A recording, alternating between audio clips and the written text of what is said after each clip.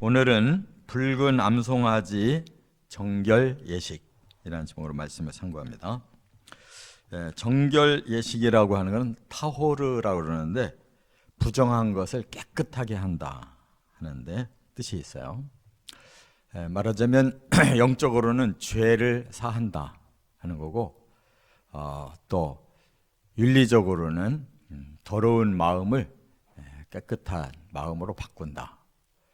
그리고 이것이 물질적인 입장에서는 병을 고친다, 이렇게 말을 합니다. 그런데 이 성경에는 여러 군데에서 이러한 부정을 깨끗게 하는 정결 의식이 규례로 정해져 있어요. 레위기 12장에 보면 출산했을 때에도 정결 예식을 해야 돼요.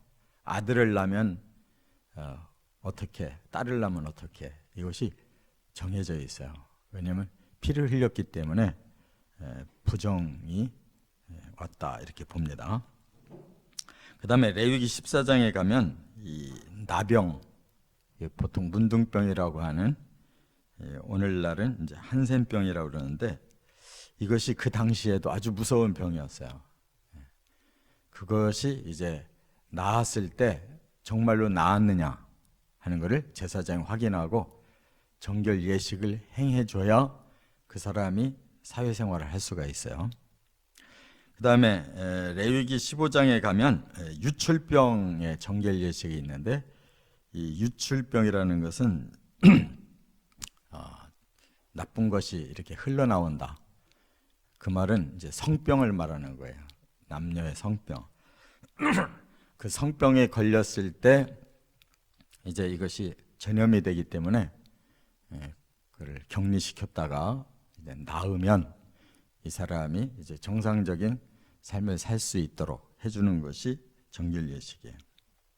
그 다음에 이제 오늘 이 붉은 암송아지로 정결 예식하는 방법이 있는데, 이것이 이제 민수기 19장 우리가 1절부터 10절까지 읽었잖아요. 이것은 이제 정결 예식을 하는 방법을 얘기한 거고, 뒤에 11절부터 22절까지 우리가 읽지 않은 부분에 바로 이제 부정한 것을 이제 어떻게 이렇게 정결케 하느냐 하는 그 부정의 내용이 나와요. 그게 뭐냐? 11절부터 22절까지 보면 시체를 만졌다든지 장례 예식에 참여했다든지 하면 이건 하나님 앞에 설 수 없는 부정이 왔다, 이렇게 봐요. 그래서 반드시 이제 오늘 1절부터 10절의 이 방법으로 만든 잿물을 가지고 반드시 부정을 씻어야 된다, 이렇게 말씀했어요. 이런 걸 보면은 이제 어떻게 보면 굉장히 위생적인 건데, 또 어떻게 보면 너무 의식을 이렇게 중점으로 했기 때문에 너무 형식적이지 않은가, 이런 생각을 하는데, 특별히 요 붉은 암송아지를 가지고 이제 잿물을 만들어서 하는 정결 예식은, 이거는 이제 속죄의 원리로 바로 예수 그리스도의 속죄 예표를 여기서 말씀한 거예요. 그래서 붉은 암송아지라는 것이 대단히 중요한 뜻을 가지고 있어요. 그런데 이제 문제는 유대인들은 이 해석을 너무 지나치게 과대하게 해석을 해가지고 이제 종말에 일어날 마지막 정결 예식으로 보는 거예요. 그래서 유대인들은 지금도 이제 이 붉은 암송아지를 찾는데 온 역사를 다 훑었어요.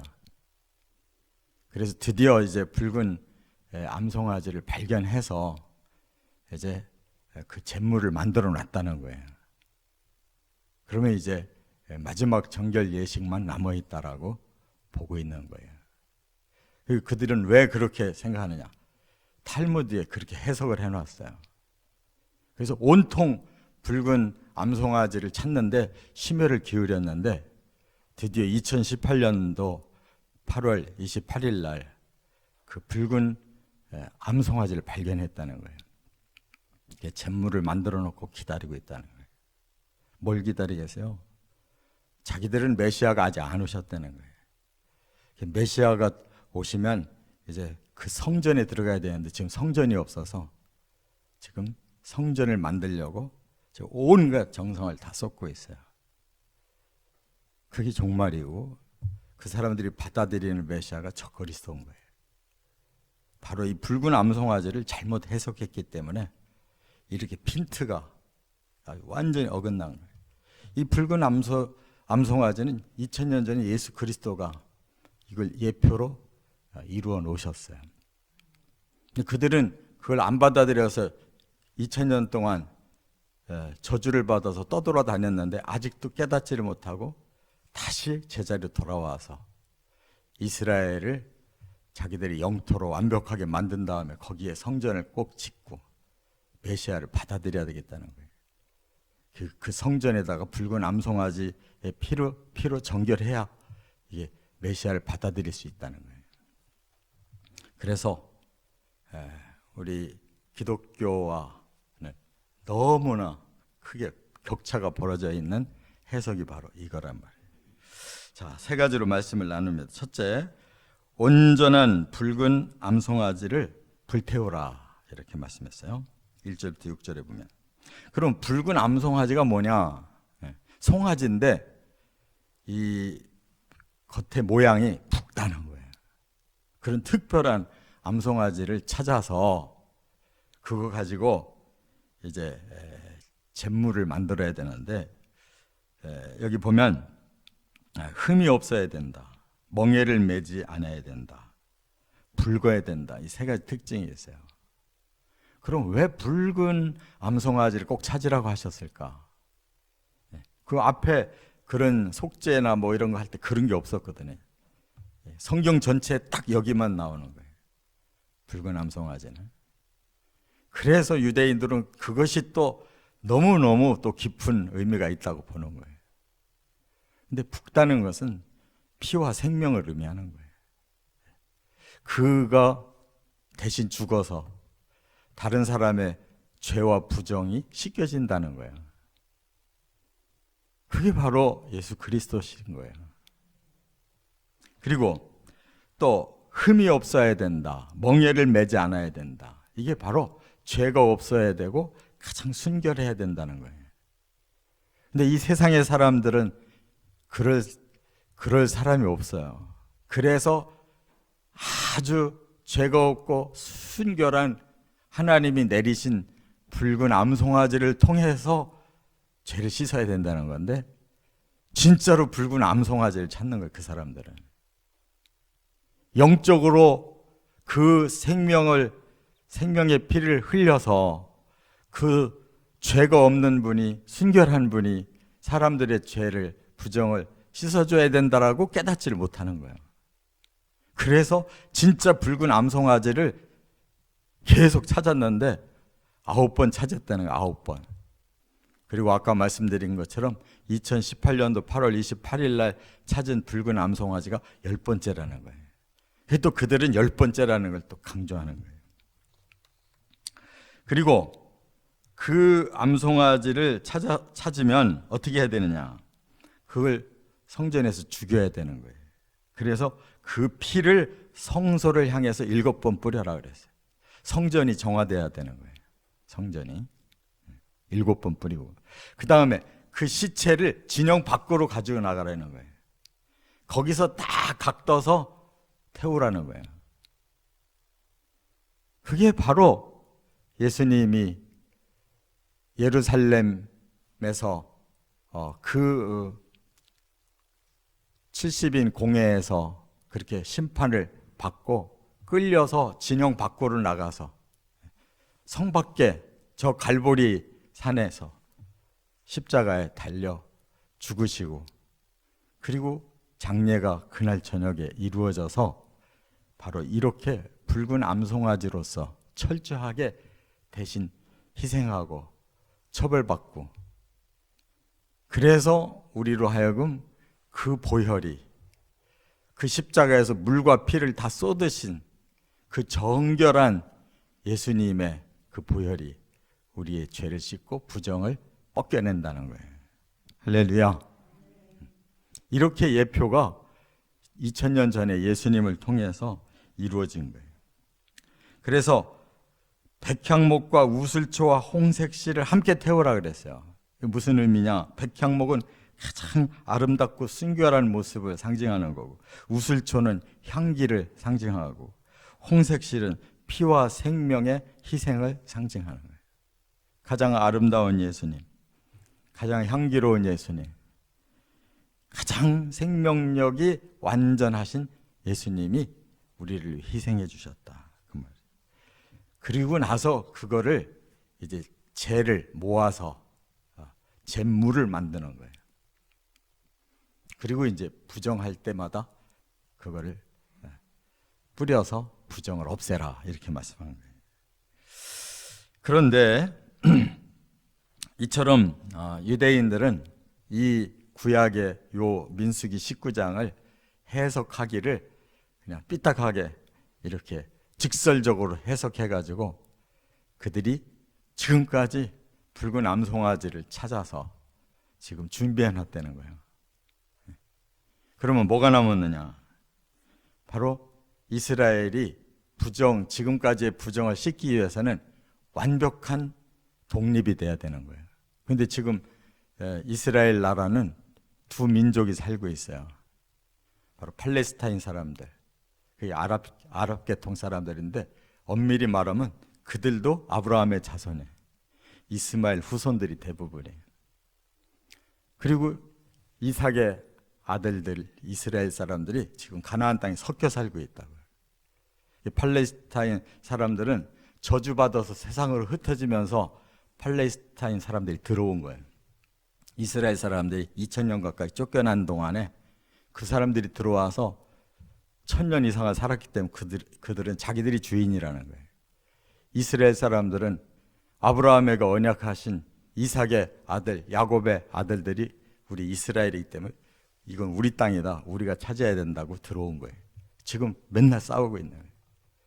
그럼 어떻게 해야 독립이 되느냐? 지난번에 트럼프요? 대통령이? 맞죠? 그 대통령이 이스라엘 가가지고 예루살렘이 당신들의 수도입니다라고 인정해 줬어요. 그리고 팔레스타인 대표하고 회담하려고 그랬어요. 어떤 회담? 이제 그만 싸우고 땅을 나눠라. 그런데 이스라엘 사람들에게 중요한 땅은 저 애굽 쪽으로 붙어있는 남쪽의 네게브는 그냥 사막 쪽이고 별로 중요하지 않아요. 중요한 도시는 바로 헤브론 그 위쪽으로가 중요한 거예요. 그래서 중요한 10개 도시를 회복시키고 네게브 땅을 팔레스타인 사람들에게 주려고 하는 거예요. 안 들어 그 사람들은. 그래서 아직도 문제가 발생하고 있는 거예요.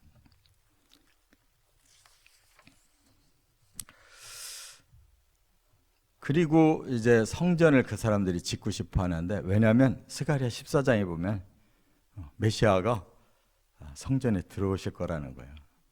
그러니까 성전이 지금 없으니까 성전을 만들어야 된다는 거예요. 그 다음에 두 번째, 이제 7절과 8절에서 뭐를 말씀하고 있느냐? 집례자는 정결 예식을 행하라 그랬는데, 제사장과 레위인들이 바로 그 일을 이제 하는데, 이 제사장과 레위인들이 이 제를 만든 후에 제를 보관하고 나면 그 사람이 뭘 해야 되냐? 자기들의 부정을 씻어야 돼요. 이 붉은 암송아지의 제를 이제 완벽하게 준비를 해놓은 다음에는 그 일을 진행하는 동안에 자기들이 부정해졌다는 거예요. 그래서 이제 자기들의 옷을 빨고 몸을 씻고, 그리고 저녁까지 부정이 벗겨진 다음에 들어오라는 거예요. 성내로. 바로 이 사역을 해야 할 제사장이 누구냐면 예수님이에요. 그래서 예수님께서 이 사역의 제사장으로 이미 이 일을 완수하셨다라고 해석한 것이 히브리서란 말이에요. 히브리서 9장 11절 이하에 보면 이렇게 말씀했어요.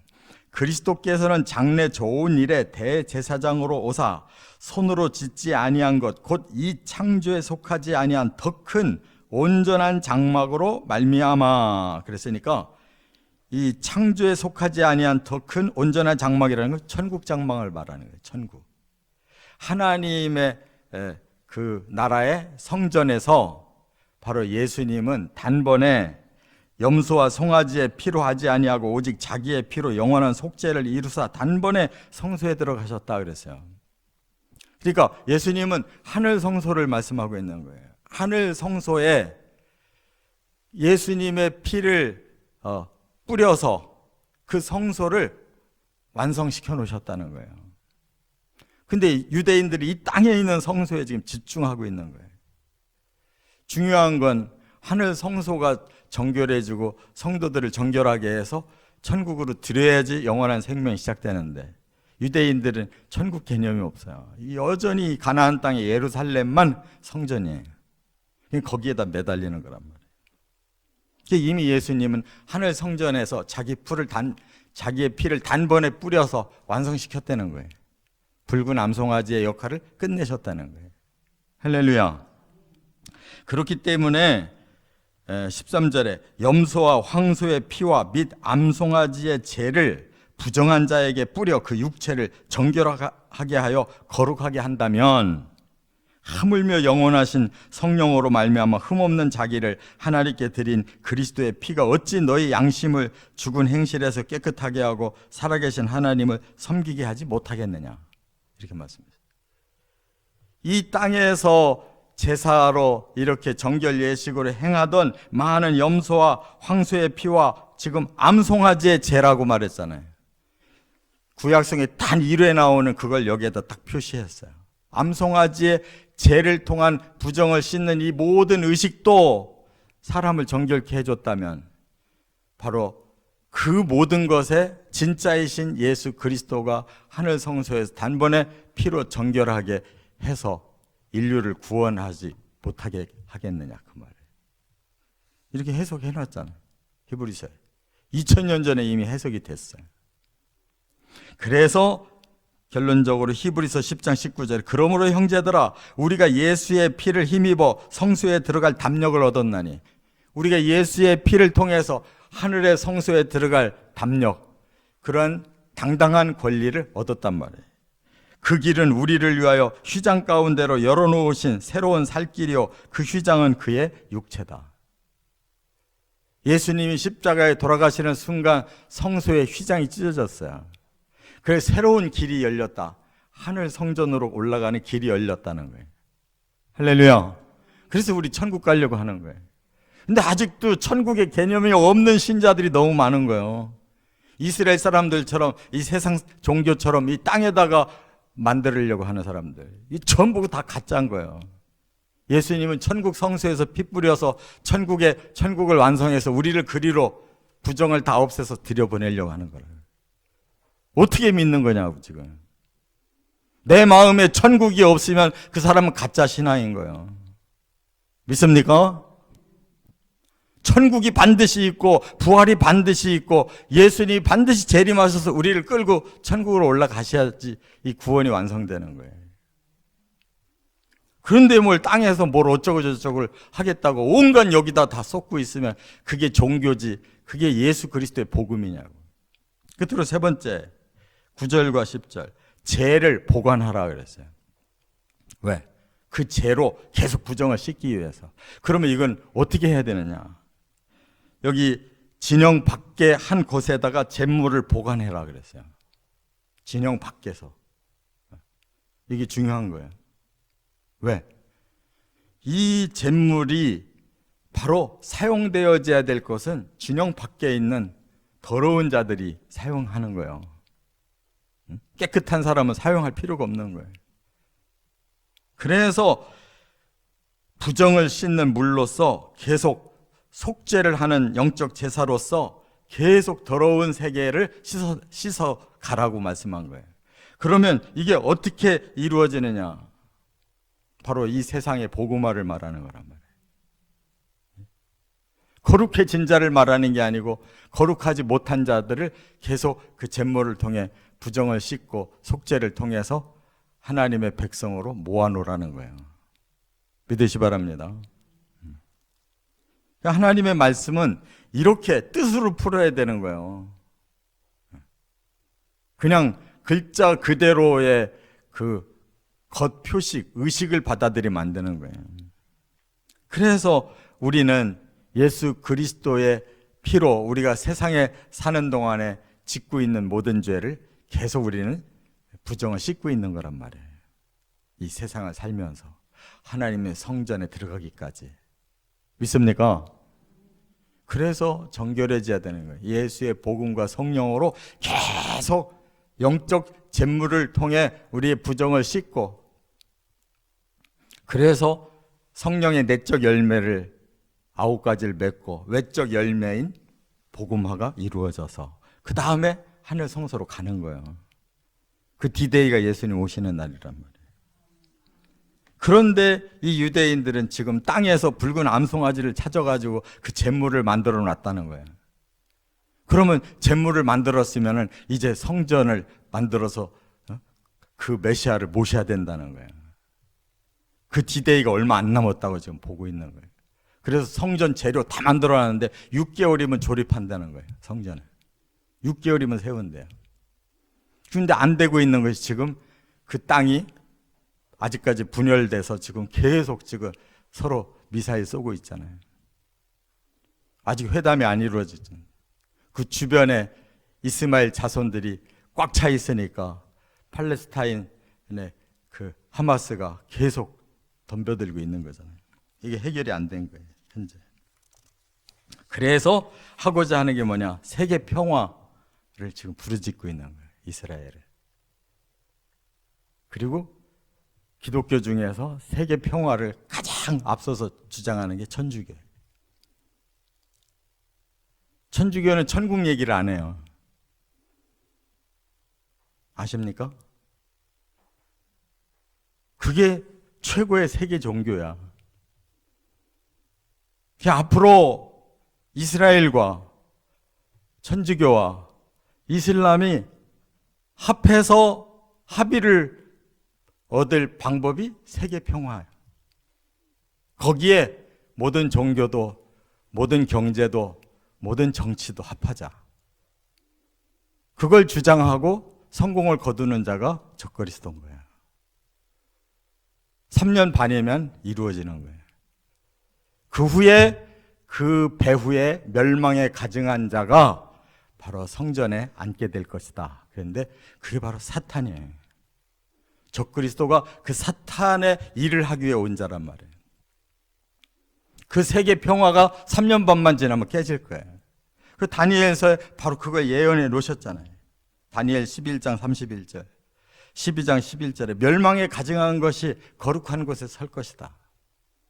예수님도 마태복음 24장 15절에 다니엘의 말한 바 멸망에 가증한 것이 거룩한 곳에 선 것을 보거든 너희들은 이제 환란이 왔다는 걸 알아라 그래.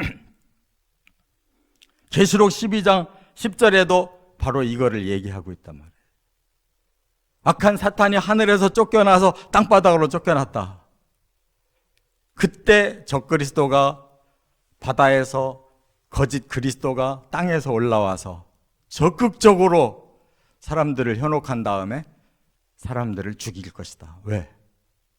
그 세계 평화의 거짓에 속지 않고 끝까지 하나님은 이런 세계가 아니다라는 걸 깨닫고 회개하고 순교하는 자들이 바로 하나님이 인쳐서 그들 구원할 거다. 그 환란 7년 동안에 하나님이 인칠 자가 유대인이 14만 4천이고 그 뒤에 계시록 7장 8절 이후에 나오는 것이 각 나라, 각 족속들, 각 언어를 쓰는 수를 헤아릴 수 없는 많은 자들이, 순교자들이 있을 것이다. 그들을 다시 살려서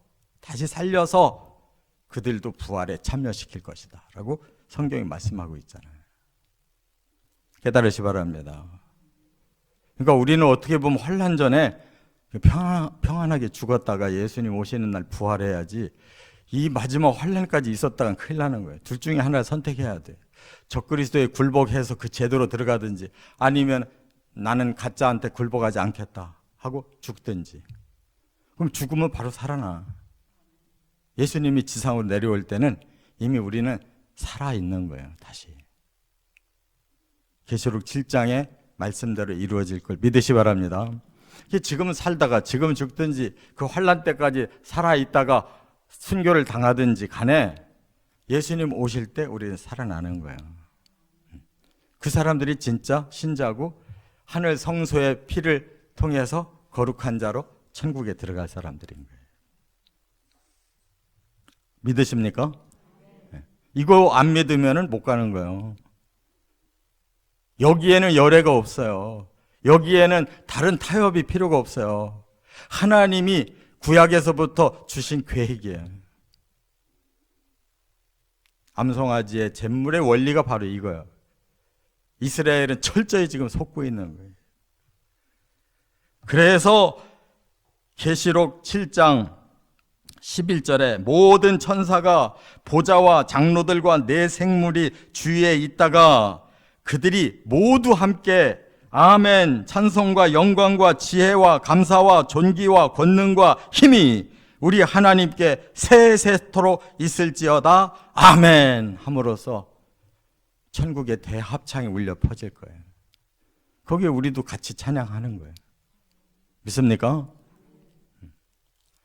성경을 그렇게 가볍게 지멋대로 보고 뭐 어떤 거 위로받고 뭐 어떤 거 은혜롭고 어떤 거 축복받고 맨날 이것만 찾지 말고 하나님의 그 속마음을 제대로 알고 성경을 읽고 제대로 찾아서 준비하란 말이에요. 믿습니까? 뭐 엉뚱한 이단에 빠져가지고 엉뚱한 짓들 하지 말고 이것이 하나님의 복음인 거예요. 이렇게 깨닫고 이렇게 믿고 이렇게 승리하시기를 주의 이름으로 축원합니다.